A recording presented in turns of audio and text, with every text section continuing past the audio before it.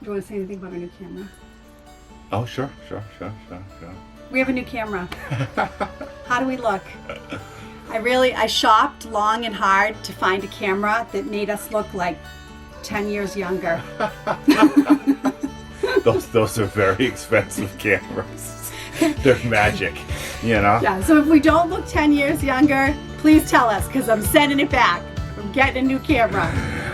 Yeah, so a little learning curve on the camera, but here we go. Here we go, new camera. Exactly.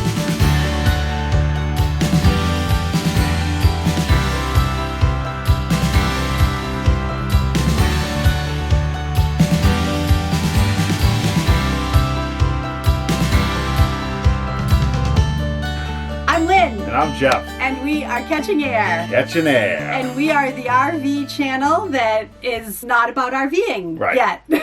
On the road, getting on the road. Right. We're trying to share the real journey of what it takes to turn our life around and get on the road full time. Right. We're down the road a little bit, but still a ways to go, you know, and we're right in the thick of it right now. So very exciting times, but the pressure is on. Part 3 of our kind of sharing with you all of the plans that we have for the Airstream and all of the renovations that we're doing. And so this is our third and final piece, which is the kitchen and living area, where we're making a bunch of changes and rearranging and just want to share food with you. And lounging, you know, and TV. Now we're talking, you know. What else do you need, right? Exactly. I'm going to have Jeff move the camera. Okay. And I'll take you through. So as you remember, we did part 1, which was the master. Told you everything that was going on there. Part 2, we did the shower and bath. Everything that's going on there. So part 3, the kitchen, starts from here and moves forward. Right. So this part here was a storage unit that had drawers and a microwave. We are keeping this as a storage unit, but we want to make it more into a pantry that, you know, opens up with lots of shelves, lots of storage space. So this area here is going to be a pantry. Right. Relocating the microwave. Yeah, microwave is going to find a new home. Across from the pantry is the refrigerator, which was where the old refrigerator was. You want to talk about the fridge? Yeah, I mean, it's a gas unit, and we're keeping the LP. So at one time, when we had the mini splits on the brain, you know, those are the AC units that we're going to store, and we'll talk about a little bit later. One of the places was the LP tank. We were going to think about, the guy in Michigan, Bill, was thinking about getting rid of the LP tank. So the whole time we're like, okay, getting rid of the LP tank. Then when we got to the hot water, we realized that we have no way of reasonably heating water on battery and power solar. Right, yeah. Lynn's favorite place to go is Air Forums, you know, and it was funny because we got on Air Forums, and I think it might have been a woman that she was like, "You dummy, you can't, you know, that is, you know, if you're trying to like save the world, it's not a good way to save the world getting rid of the LP. So it's the best way to heat water, and don't think about doing it any other way." Yeah. So every once in a while you need someone to knock on your head and say, "Hey, you know, simple, stupid." So that is the refrigerator and the pantry. We're going to move forward into the kitchen area. Maybe 5 years younger? Is it maybe giving us 5 years? Vivid colors, at least. It's not. Are we at least in focus? I hope we're in focus. All right, so the kitchen continues. Yeah. So if you remember from our tour video, kind of the old layout of this area, I'm going to show you a clip right here. What we've done is we have gotten rid of the dinette. Because since it's just Jeff and I, that's not an area or a space that we really feel like we're going to use a lot. And I would rather have more counter space and more storage. So what we're going to do instead, move out the dinette. We're going to build another counter here opposite the counter that's here. So we'll have kind of like a galley style kitchen with counter, loads of cabinet and storage underneath.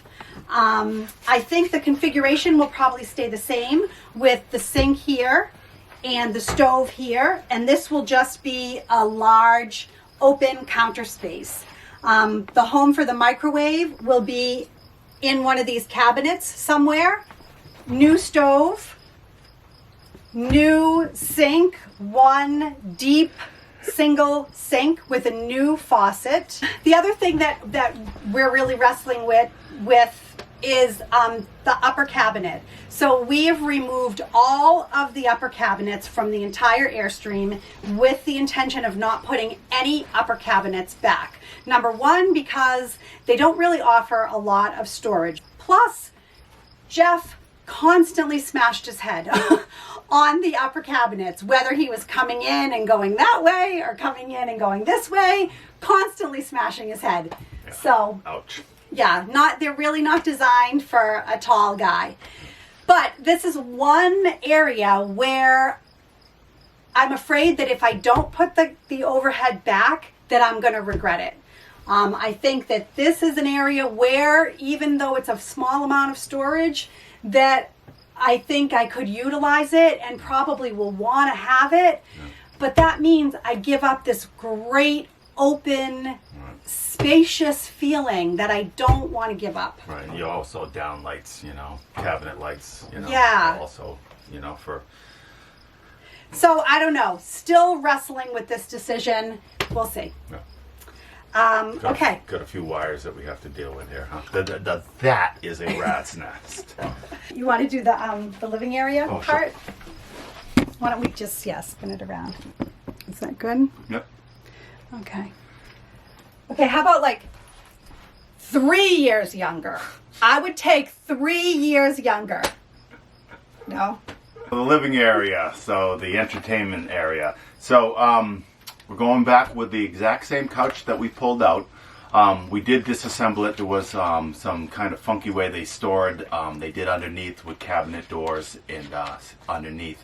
But the couch was also a lift up. So we're going to just go up with a lift up and a hard back with a heater underneath that scrubs heat off the engine, just for another option for heat.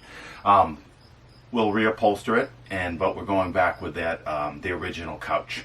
On this side, from across from it, there was 2 chairs. We're not sure whether we're going to put those back. The home entertainment center will be a lift. So it'll be inside a box. TV will lift up when we're watching it and store back into the cabinet when we're not watching it. Right underneath that, we are planning on building the AC unit possibly into the home entertainment. So you'll be watching your TV here, sitting on the couch here, watching the TV, and underneath the cold air will push. Ideally, cold air is supposed to be on the top, but again, we're trying to avoid having any intrusions on the space that we have on the roof of the vehicle. So, in the mini split, we'll talk a little bit about where we're going to hide the other half of the mini splits. We have some ideas there. And then as it comes up here, there will be a hardwood floor that all this sits in. It's going to be a floating floor, and it's going to work its way back to the kitchen, and the cabinetry will be built right onto the subfloor. Right, and underneath will be heated floors. Oh, right, Which we talked about those when we talked about the bedroom. Those, we have worked out the details on that, and so those are a definite go. Right. So we'll have heated floors throughout. We're really trying to go for lots of options for heat and cooling, So we want, even the mini splits can give off a little heat. We have LP, so we're going to have a furnace. We also are going to have heated floors. So it's nice to have a couple of different options depending on if it's just a chilly morning or if it's a real cold night. The couch was something that I really saw more of a residential style, something really comfy, but the couch, as boring as it is, it's super practical. Right. It is comfortable. It does fold down into a bed, and the storage underneath. I mean, we're not going to get that with a residential couch. Right. So. And there's actually underneath the couch, you have access from outside. So the stuff that we store there, we actually can have access from the exterior. I had hoped that maybe we could squeeze in one of those cute little captain's chairs that we had. I don't know if we're going to have room for that, so I may have to forgo the chair. To get the nice entertainment center with the mini split down below. Right. So now we have found homes for both of the interior units on the mini splits. Right. And we think we have found locations for the 2 exterior units of the mini splits, which we're going to show you in a minute. Correct, and they're actually close to each other, which is key. As you remember, we're kind of doing a whole conversion on the electrical system by putting a lithium-ion battery in it. The standard Airstreams ran off 2 lead-acid water batteries and a third battery that just runs the vehicle. 2 coach batteries, pitching, right? You still have the 12-volt battery that needs to run the truck, the RV itself. So that's got to stay. Now the distance of this is plenty wide for the mini split. So the idea is to actually make this a false drawer. And this pushes in. It's about the depth of the mini split itself. So we're actually going to mount the mini split up against the floor. And when you pull this out, you'll basically see an empty drawer here. So let's pretend there's no batteries in here and this is empty, and the mini split is going to mount right underneath there. We still have to find something to do with the battery for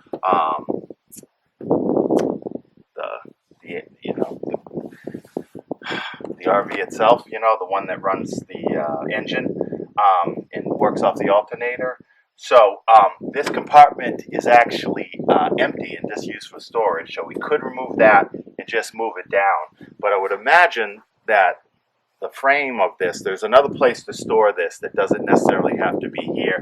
The mini split in the back, the interior one, is going to go right above the bed, back on the back side of the RV. And what we're hoping to do is underneath the RV, the original hitch for the 345 was just in the bumper and was used for, and couldn't tow anything more than 2,000 pounds.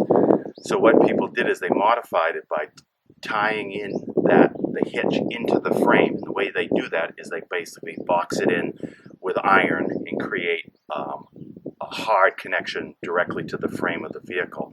It creates a pocket though, and we're going to think about sticking that outside compressor for the mini splits right into that. It would fall right underneath the bed, and then the hose would come up through there and into the unit inside. So right underneath there and right up, through a chase to the indoor AC unit. So that's the thought on the outside. So a little bit easier here because it's all us. There's a cavity there, and it's just about creating the fixtures. With these mini splits, we figure a lot of people talk about road debris that comes up and dings them up pretty bad. So we're talking about road hardening them by taking the skins off and the tubing and having it coated with undercoating or the stuff that you see trucks bed liners with. So we want to harden that and then put the skins back on, so when it's in there, and if it's any rocks and debris that come up aren't constantly dinging it up or damaging the unit. And when we solve the mini split situation, we're going to be doing a major video on that, because so many people have talked about putting mini splits in, and so many people struggle with where to put the units and how to make it work, and we really want to make that work. Right. The mini split comes in this week, so we're going to be doing some reverse engineering on it before install. Yeah, and hopefully it all comes together, and hopefully we'll be able to share it with you, because it will be awesome if everyone that wants to do a mini split, now we have a roadmap of how to do them. Yeah. And then as far as the cab, pretty straightforward. Like Jeff said, the hardwood floors will be all through the living area. This step up here, we're going to do in like a kind of like a rugged diamond plate. New carpeting in here in the cab area.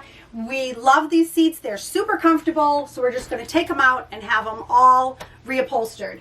We're going to do some kind of a wrapping with this cap so that it looks nicer, it looks updated, and it blends with the rest of the interior. Right. There'll be some electronic updates and things that we do in the driver's seat, but that's way down the road, so we can fill you in on that later. Right. Things like, new style radios actually have a camera feature, so instead of using the old backup camera LCD unit that sits on the dashboard. We get us integrated into the radio, and it's kind of an easy thing to do. And we're really trying to preserve the 1985's look of the standard vehicle exterior and in the coach area. That's the big reveal in the kitchen. There you have it, our third and final part. Right. To the Airstream plans. Stay tuned for Thursday's video. Yep. Where we're really going to try to bring you up to speed so that we can be on real time. So we will see you for 3 Minute Thursday. All right. See you then. Thanks for watching. Yeah. Take care.